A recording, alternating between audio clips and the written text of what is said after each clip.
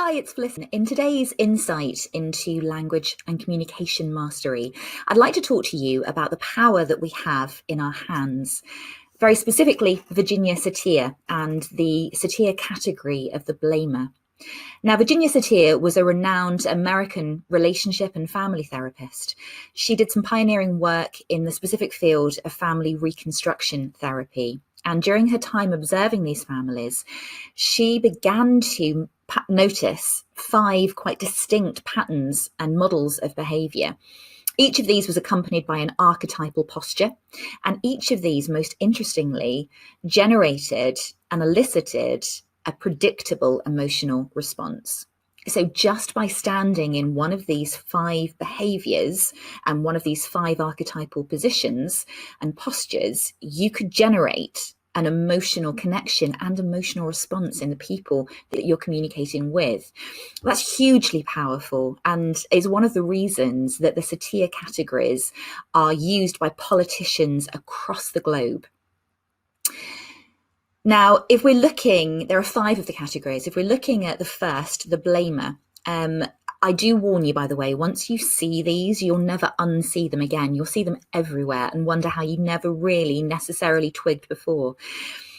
The blamer at 100% saturation is all about, I have the power and you don't. I am the boss and you're not.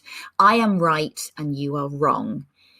It can be an incredibly aggressive, divisive, and quite challenging use of body position, pointing, hand gesture.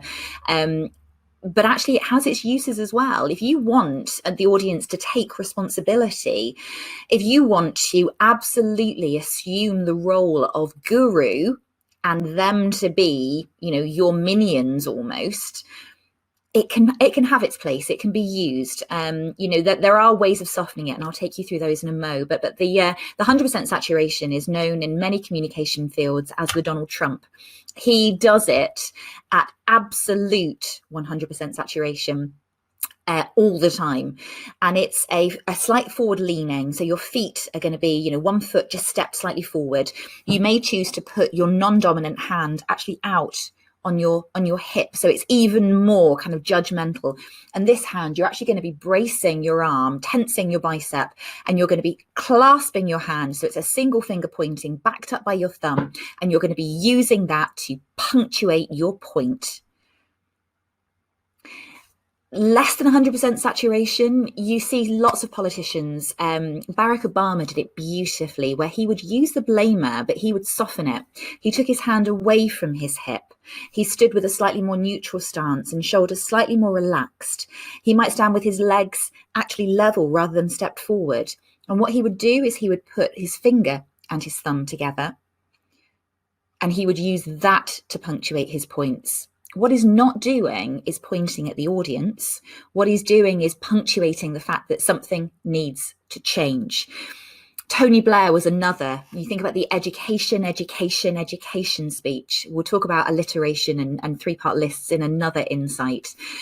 But think about the blamer. If you need your audience, and your audience could be the board, it could be the other 4 or 5 members of your board, it could be your family, it could be your team, it could be an auditorium of 5,000 of your peers or 5,000 customers.